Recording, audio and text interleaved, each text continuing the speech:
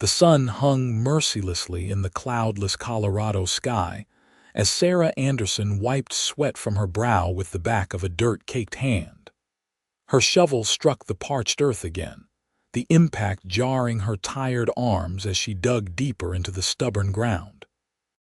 3 weeks she had been at it, and the hole which she desperately hoped would become a well was only 7 feet deep. Not nearly enough to reach water in this unforgiving part of Alamosa County, Colorado. "Just a little deeper," she muttered to herself, her voice hoarse from thirst and determination. The year was 1878, and without water, her small homestead would wither away just like her dreams of independence.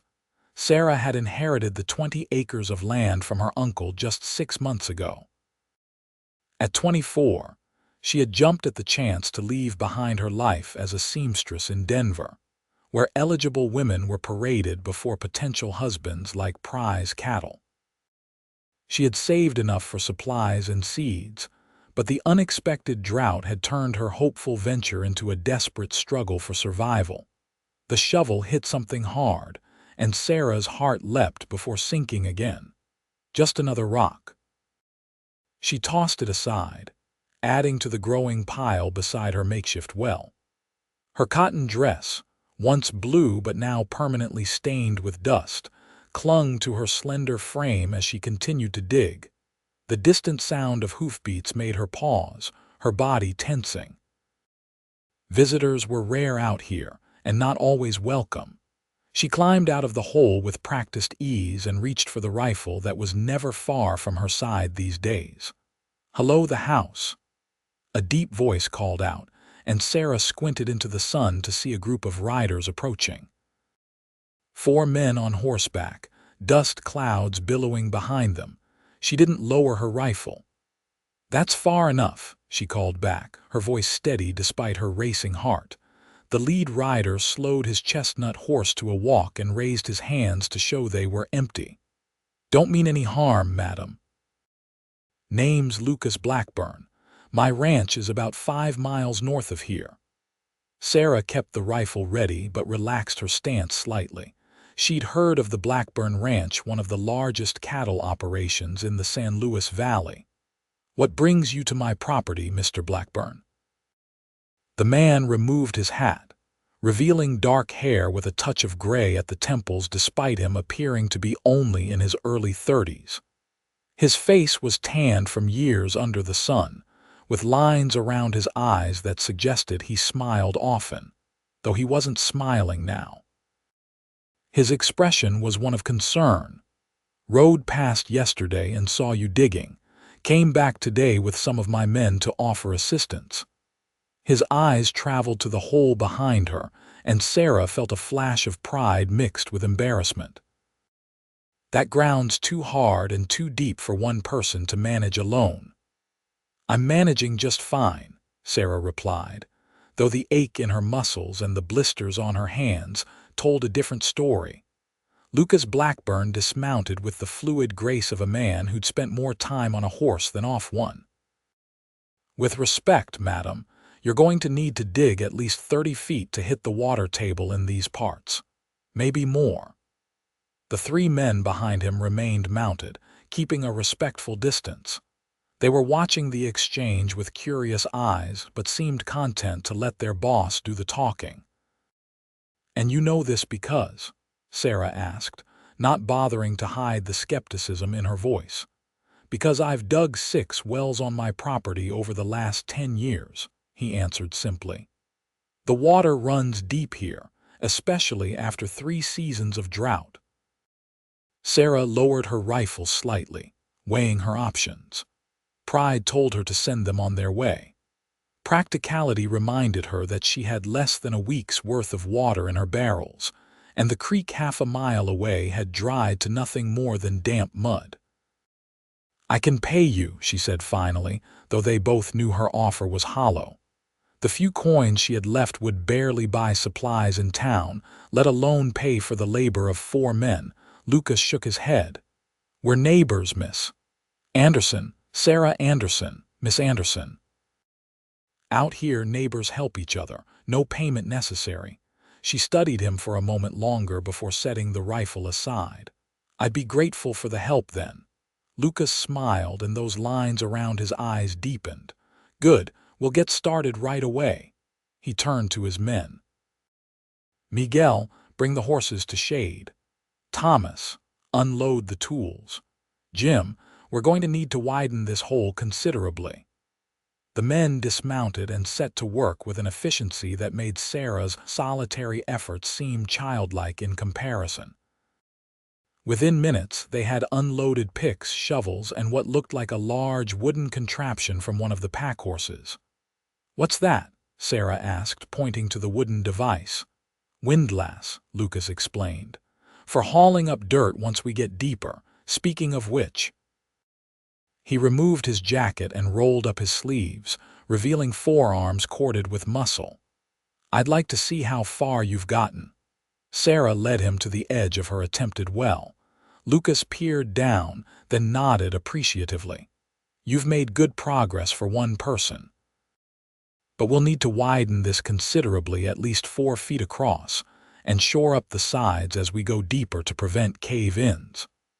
For the next several hours, Sarah worked alongside the men, refusing to be a passive observer on her own land. Lucas tried to convince her to rest, but she matched them shovelful for shovelful until the sun began its descent toward the western horizon. "We should stop for today," Lucas announced, climbing out of the now wider hole that was nearly 10 feet deep. "We'll come back tomorrow with more lumber for the shoring." Sarah wiped her face with a handkerchief, suddenly aware of how she must look filthy, sweaty, her hair escaping its pins in every direction. Yet Lucas and his men treated her with nothing but respect. "I can offer you coffee," she said, gesturing toward her small cabin. "It's the least I can do." Lucas glanced at his men, who were already securing their tools. "We'd be obliged, Miss Anderson." Inside her modest home, Sarah busied herself with the coffee pot while the men settled around her small table, their large frames making the cabin seem even smaller. The coffee was strong and hot, and conversation flowed more easily than Sarah would have expected. She learned that Miguel Rodriguez had worked for the Blackburn Ranch for 15 years, coming north from New Mexico territory. Thomas Harper was the youngest at 26, a former soldier who'd found peace working the land after the horrors he'd witnessed during the Indian Wars. Jim Collins, with his weathered face and quiet demeanor, had been with Lucas since he'd established the ranch 8 years ago. "And you, Mr. Blackburn? Have you always been in Colorado?" Sarah asked, refilling Lucas's cup. A shadow passed over his face. "No, madam.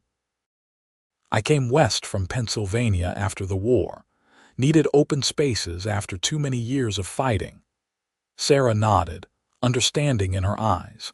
She'd seen that same haunted look in many men who'd survived the conflict that had torn the nation apart. "Well," Lucas said, standing and placing his hat back on his head, "we should be heading back. We'll return at first light if that suits you." "That would be fine," Sarah replied, "and thank you truly." After the men had ridden away, Sarah sat on her small porch watching the sunset paint the distant mountains in shades of gold and purple. For the first time in weeks, hope flickered within her. Maybe, just maybe, her homestead would survive after all. True to his word, Lucas and his men returned at dawn the next day, bringing with them lumber, more tools, and even fresh provisions, a side of bacon and a sack of potatoes that Lucas insisted were extra from his own stores. The work continued, with the men taking turns digging while the others widened the hole and began constructing the wooden shoring that would prevent the walls from collapsing. By midday, they had reached 15 feet, and Sarah had prepared a simple but hearty meal of beans, bacon, and cornbread for everyone.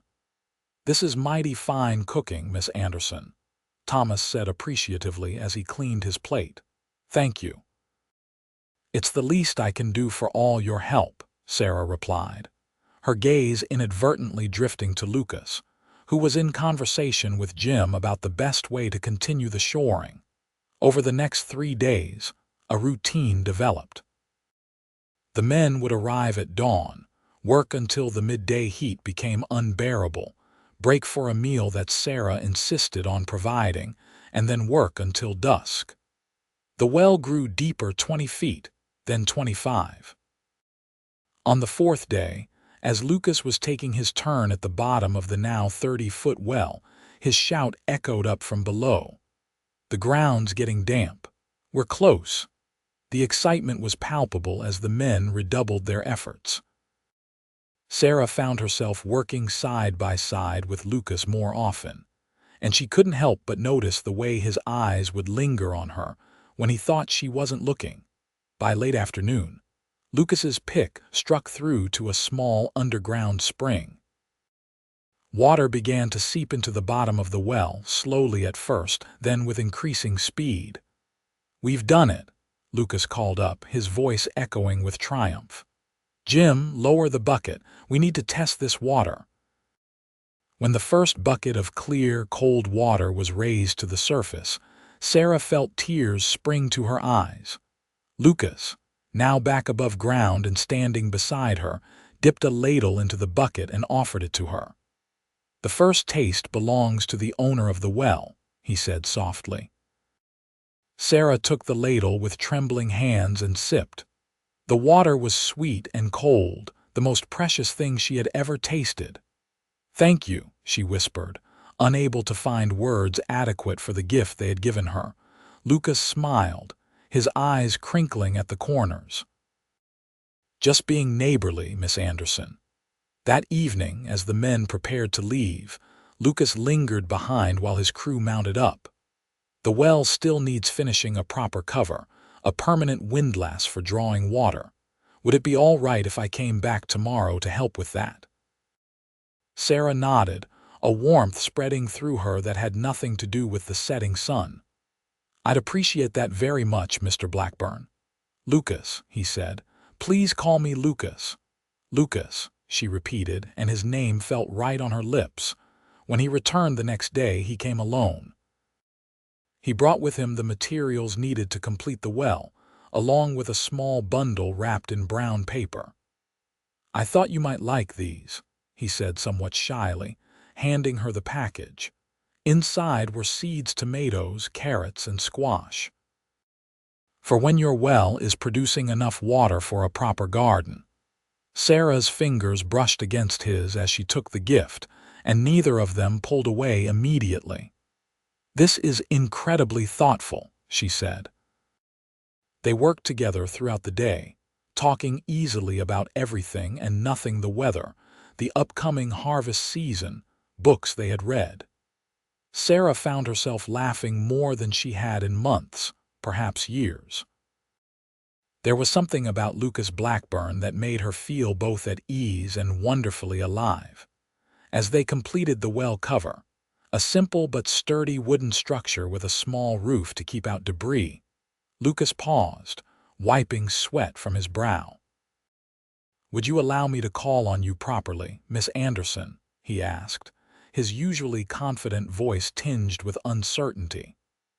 "Not to work on your well or fix your fence, but simply to enjoy your company." Sarah looked at him, this man who had appeared in her life like an answer to a prayer she hadn't even known she was making. "I would like that very much, Lucas." And so began a courtship as steady and dependable as the well they had dug together. Lucas would ride over once or twice a week, sometimes bringing small gifts, a book he thought she might enjoy, honey from the hives on his ranch, or wildflowers he'd gathered along the way. They would sit on her porch and talk as the sun set, or take walks around her property, planning improvements and discussing dreams.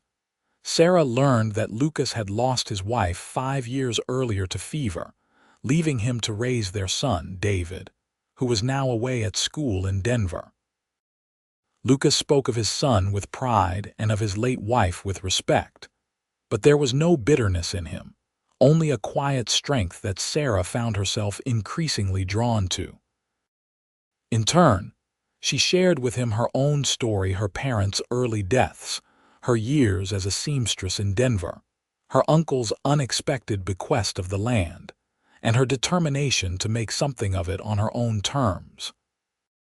Most women would have sold the land, Lucas observed one evening as they walked near the now thriving vegetable garden that Sarah had planted with his seeds. Why didn't you? Sarah considered her answer carefully. Because this land represents freedom to me.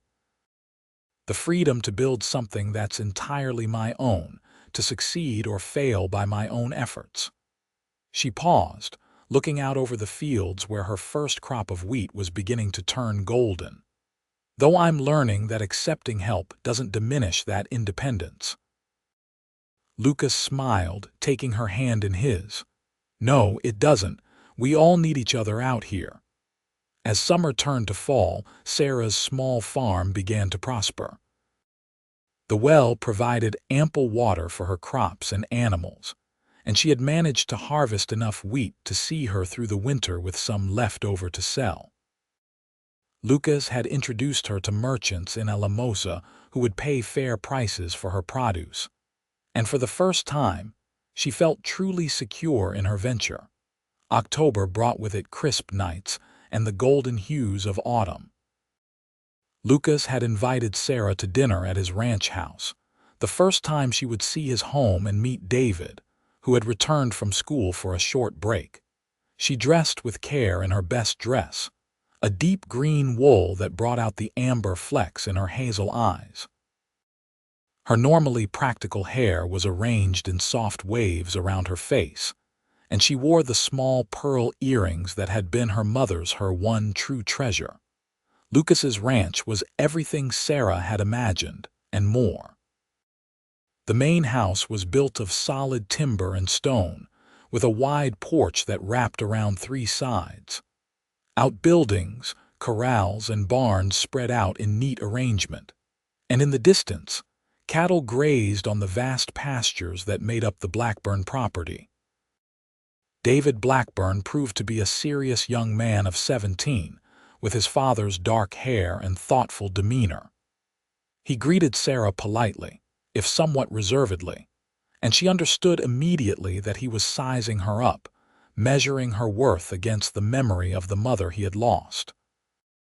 Dinner was served by Maria, Miguel's wife, who had been the Blackburns' housekeeper for many years.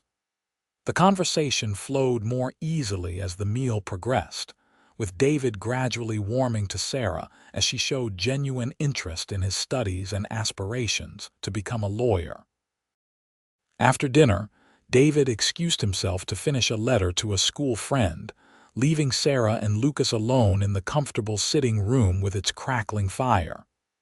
"He's a fine young man," Sarah said, accepting the cup of coffee Lucas offered her. "You've raised him well." "Thank you," Lucas replied, settling beside her on the sofa. "I was worried about how he would respond to my interest in someone new." Sarah felt her cheeks warm. Though their courtship had been building steadily over the past months, neither had spoken openly about where it might lead. "And how does he respond?" she asked softly. Lucas smiled, reaching for her hand. "He told me very solemnly that he approves of my choice, said you have grit and intelligence which coming from David is high praise indeed." Sarah laughed, the tension breaking. "I'm honored." Lucas's expression grew serious, and he shifted to face her more directly. "Sarah, I've come to care for you deeply these past months. When I first saw you digging that well all alone, I admired your determination. Now I admire everything about you, your courage, your kindness, your independent spirit." He took both her hands in his. "I know it hasn't been very long, and I don't want to rush you, but I want you to know that my intentions are serious. I see a future with you if you'll have me."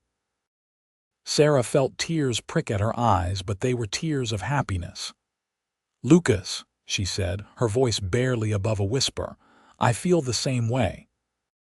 Their first kiss was gentle, a promise of things to come, And when Lucas drove her home in his buggy later that evening, the stars seemed to shine more brightly than Sarah had ever seen them. Winter arrived early that year, with the first snow falling in early November. Lucas made sure Sarah's cabin was properly weatherproofed, bringing his men to reinforce the roof and walls and to construct a more substantial woodshed. He worried about her being alone during the harsh Colorado winter, but respected her insistence on maintaining her independence. "I've survived winters before," she told him as they stacked firewood together one crisp afternoon. "Not alone in the San Luis Valley," he countered. "The snow can cut you off for weeks at a time." Sarah straightened, brushing wood chips from her skirt. "Then I'll have to make sure I'm well prepared, won't I?" Lucas shook his head, a smile playing at his lips. "Stubborn woman." "You wouldn't have me any other way," she replied with a confidence that made him laugh. "No," he agreed, pulling her into his arms. "I wouldn't." 2 weeks before Christmas, a blizzard swept through the valley, the worst in living memory according to the old-timers in Alamosa. Sarah watched from her window as the snow piled higher and higher, eventually reaching the bottom of her windowsills. The wind howled around the cabin, finding every crack and crevice despite Lucas's efforts to seal them. By the second day of the storm, Sarah began to worry. Her supplies were ample, but she hadn't anticipated being completely snowed in for what might be weeks. The well remained accessible thanks to the small shelter built over it, but reaching her woodpile became increasingly difficult as the snow continued to fall. On the third day, as Sarah was rationing her firewood, wondering how long she could make it last, she heard a sound outside that didn't match the howling wind. A rhythmic crunching, like footsteps in deep snow, followed by a muffled shout. Heart pounding, she grabbed her rifle and moved to the window, wiping a small circle in the frost to peer out.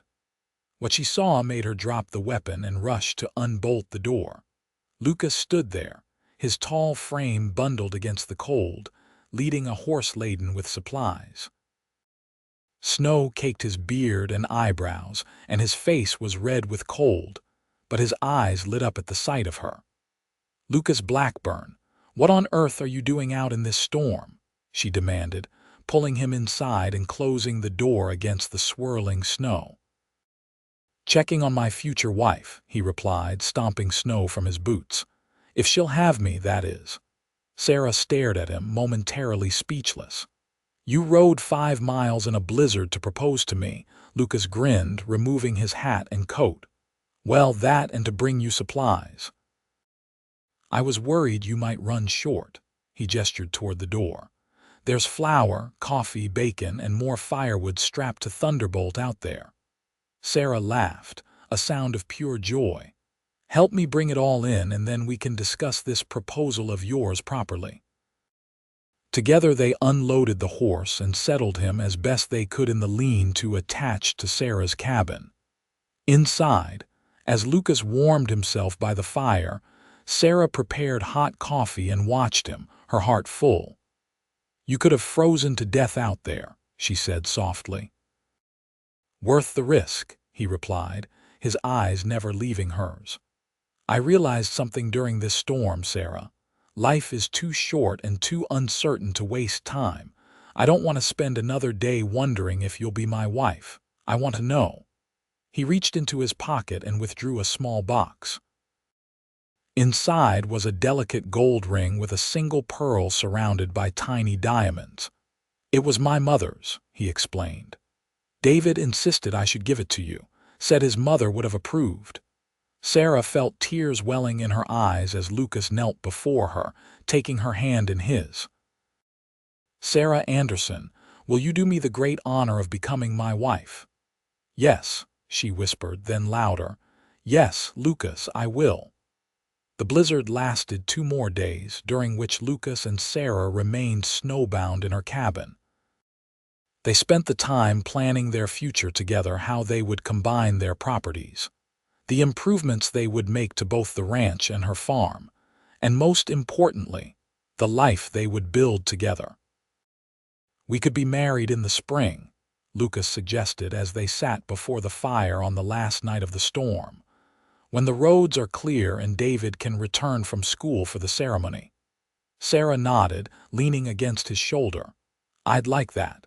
A new beginning with the new season." The wedding took place on a perfect April day in 1879, with the mountains still snow-capped, but the valley bursting with the green promise of spring.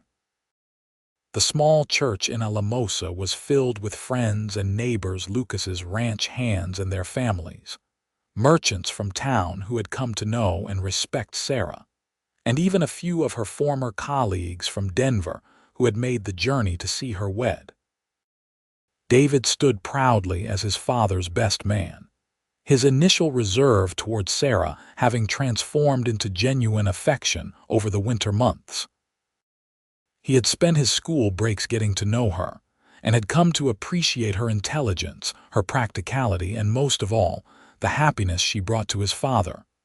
Sarah wore a gown of ivory silk, simple yet elegant, with her mother's pearls at her ears and throat.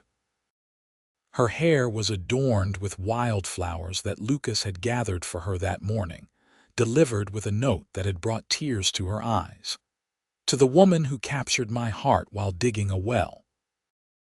As they spoke their vows before the minister, Sarah thought back to that hot summer day when she had first seen Lucas riding toward her homestead.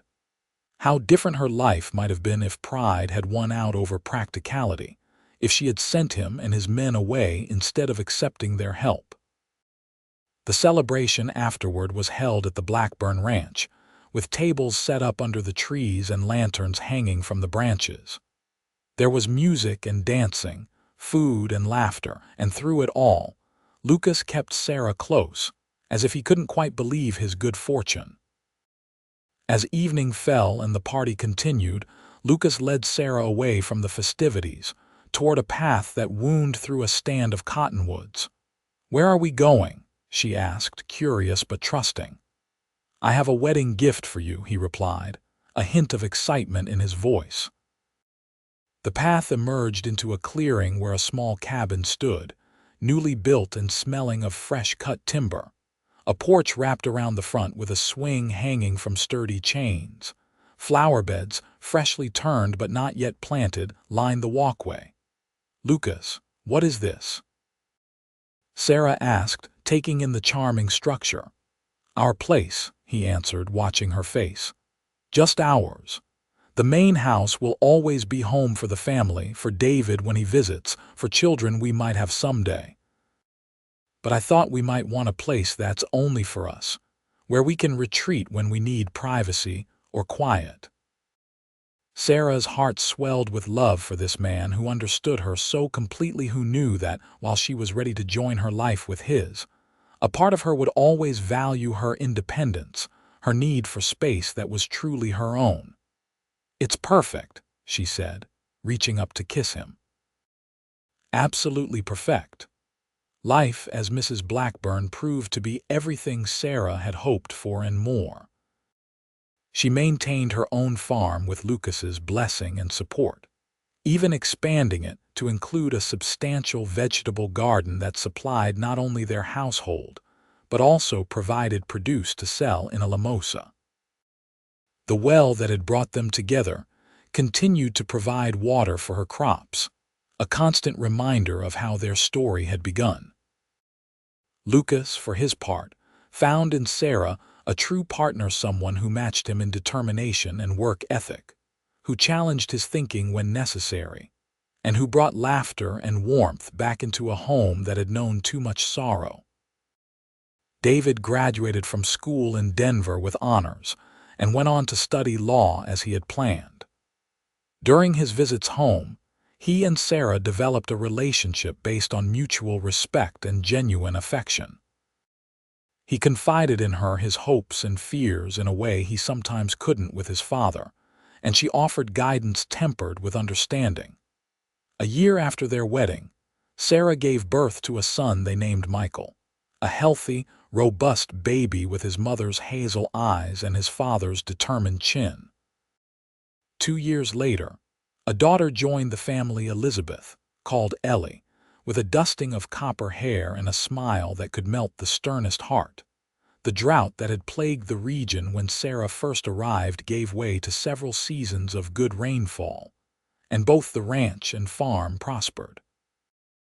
Lucas expanded his cattle operation, while Sarah experimented with new crops, becoming known throughout the valley for her practical knowledge of what would grow best in the challenging climate. In the summer of 1884, 5 years after their wedding, Lucas and Sarah stood together at the edge of her original property, now seamlessly integrated into their larger holdings. The well, maintained and improved over the years, continued to provide water, its wooden housing weathered but solid. "Do you ever think about how different things might have been?" Lucas asked, his arm around her waist. "If I hadn't ridden past that day and seen you digging." Sarah leaned into his embrace, watching as Michael, now 4, helped his father's ranch hands with the horses while Ellie toddled after her big brother. "Sometimes, I like to think we would have found each other anyway. Alamosa isn't that big after all." "Maybe," Lucas agreed. "But I'm grateful it happened the way it did. Watching you attack that impossible task with nothing but determination and a shovel, I think I started falling in love with you right then." Sarah laughed, turning in his arms to face him. "And here I thought you were just being neighborly." "That too," he admitted with a smile. "But mostly I was trying to impress the stubborn, beautiful woman who wouldn't put down her rifle until she was good and ready." "Well, it worked," Sarah said, rising on tiptoe to kiss him. "Though I maintain that I would have hit water eventually, even without your help."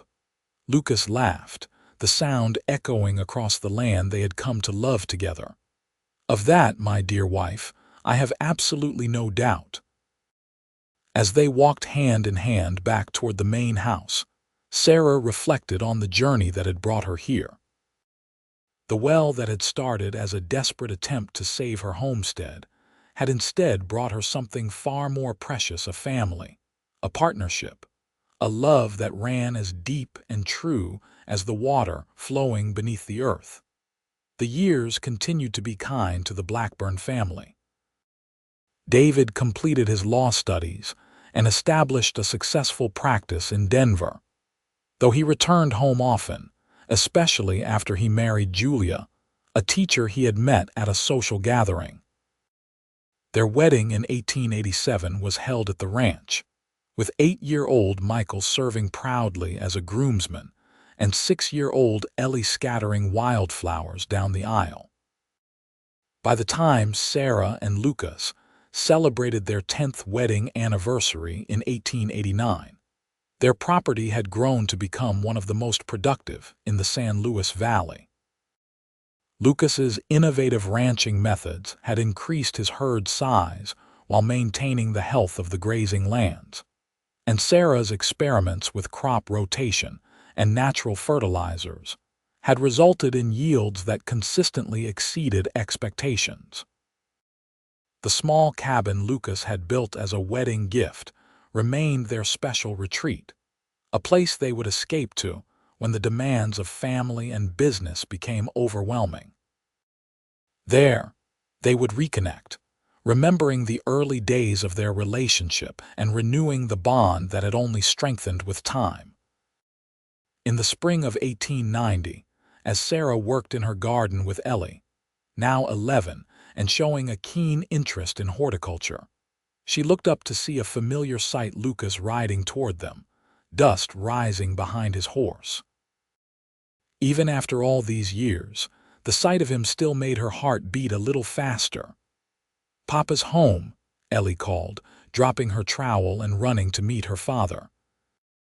Lucas dismounted, swinging his daughter up into a hug before setting her down and walking toward Sarah, who stood smiling at the edge of the garden.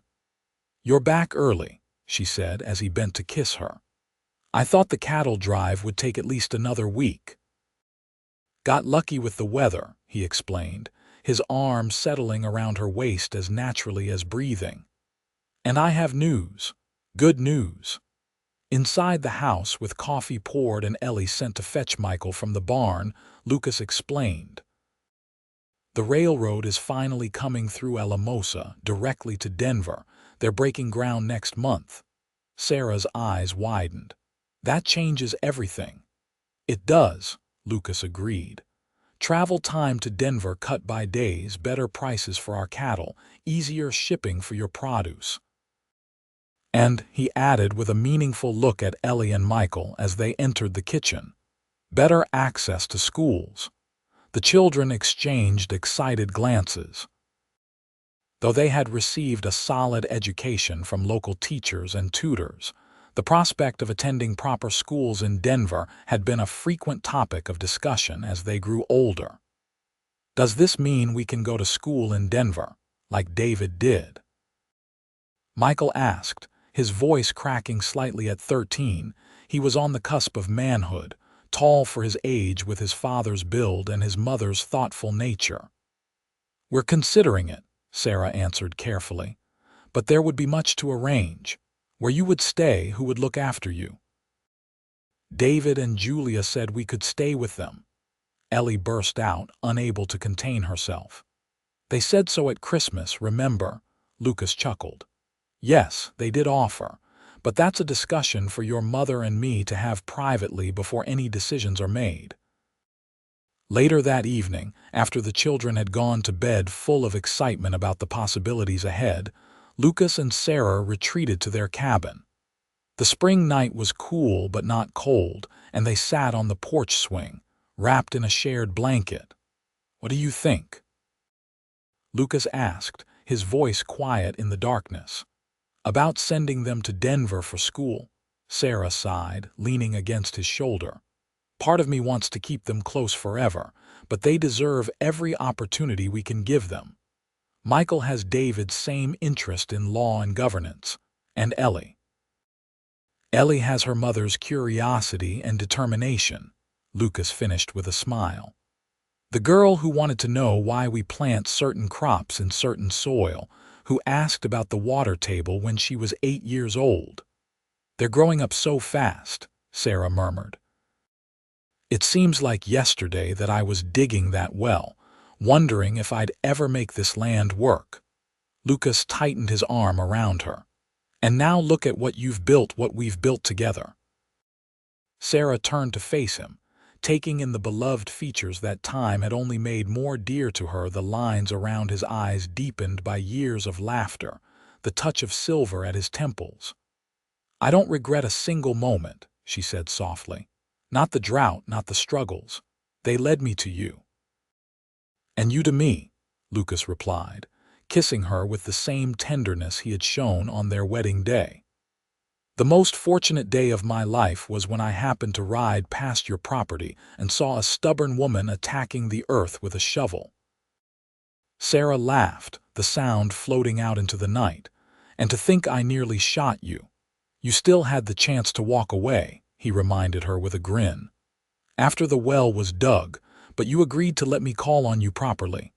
Best decision I ever made, Sarah said simply. The railroad's arrival in 1891 indeed changed life in Alamosa and throughout the San Luis Valley. With faster transportation to markets in Denver and beyond, both the ranch and farm operations expanded further. After much discussion and planning, Michael and Ellie did attend school in Denver, staying with David and Julia during the week and returning home for holidays and summer breaks. Letters flew back and forth between Denver and Alamosa, filled with news of school achievements, social events, and city life.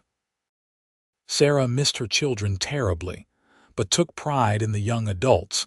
They were becoming Michael serious and thoughtful like his father, Ellie vibrant and independent, reminding Lucas more and more of Sarah when they first met.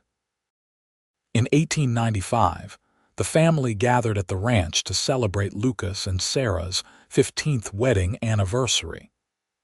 David and Julia brought their own children, 7-year-old Thomas and 4-year-old Catherine. Michael, now 18 and preparing to follow his brother into legal studies, arrived with news of his acceptance to the same college David had attended. Ellie, 16 and blossoming into a beautiful young woman, spoke excitedly of her science teacher's encouragement of her interest in botany and agriculture. The celebration was held in the garden that Sarah had expanded over the years into a showcase of what could be grown in the valley with proper knowledge and care. Tables were set among flowering shrubs and fruit trees, with the original well now enhanced with a decorative stone surround, but still functioning perfectly, serving as a reminder of where it all began. As twilight fell and lanterns were lit, Lucas rose to propose a toast, his glass raised toward Sarah. 15 years ago, I married the most remarkable woman I have ever known, he began, his voice strong despite the emotion visible in his eyes. A woman who took on the challenge of taming 20 acres of stubborn Colorado soil with nothing but courage and determination. Who accepted help when needed, but never lost her independence. Who has been my partner, my confidante, my dearest friend, and the mother of our children. Sarah felt tears welling in her eyes as Lucas continued. They say that water is life, especially out here where it's so precious. 16 years ago, Sarah was trying to find that life-giving water on her own.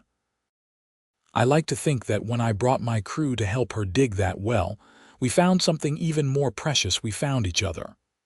To Sarah, David called, raising his glass. To Mother, Michael and Ellie echoed. To Sarah, the gathered friends and neighbors repeated, glasses lifting in the lantern light. Later, as the celebration continued around them, Lucas drew Sarah away from the crowd, toward the small rise where they could look out over their land, the ranch house with its lights glowing warmly, the barns and outbuildings, the fields stretching toward the distant mountains, and Sarah's original homestead, now a thriving part of their larger operation. "Happy, Mrs. Blackburn?" Lucas asked, his arms encircling her from behind. Sarah leaned back against him, watching as Michael demonstrated a new dance to his niece and nephew, while Ellie deep in conversation with Julia, likely about the latest scientific journal she had been reading. "Completely," she answered. "Though sometimes I still can't believe how it all turned out. That day you rode up with your men, I was so close to giving up. One more week without finding water and I might have had to abandon everything. I'm glad I got there when I did then," Lucas said. "Though knowing you, you'd have found a way to make it work somehow." Sarah turned in his arms, reaching up to touch his face, the face she had loved for more than half her life now. "Perhaps, but I'm so glad I didn't have to do it alone." As the years continued to pass, life brought both joys and sorrows to the Blackburn family. Michael completed his law studies and joined David's practice in Denver, eventually marrying the daughter of a local judge. Ellie, to everyone's surprise but Sarah's, declined numerous marriage proposals to pursue studies in agricultural science, becoming one of the first women to graduate from the Colorado Agricultural College in Fort Collins. In 1902, the family faced their first great loss when David, at the age of 41, died unexpectedly of pneumonia, leaving Julia and their 3 children bereft.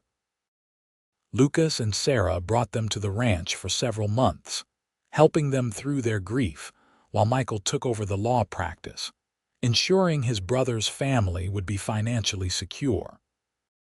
Through it all, the well that had brought Lucas and Sarah together continued to provide water for the farm, a constant reminder of their beginnings.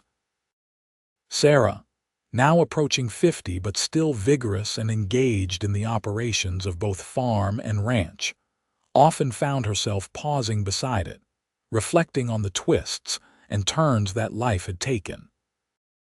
In the spring of 1903, nearly 25 years after Lucas and his men had helped her dig that life-saving well, Sarah stood at its edge, watching as her grandchildren, David's children and Michael's young son, played a game of tag nearby.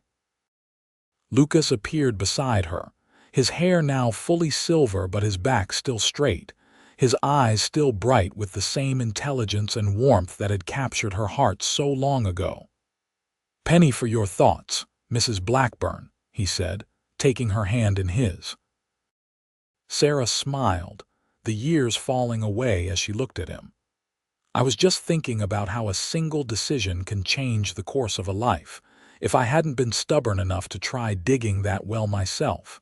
If I hadn't been riding by at just the right moment." Lucas continued. "If I hadn't swallowed my pride and accepted your help." Lucas laughed, the sound as warm and vibrant as it had been when they first met. "It seems we both made some good decisions that summer." "The best," Sarah agreed, leaning into his embrace, "and every day since."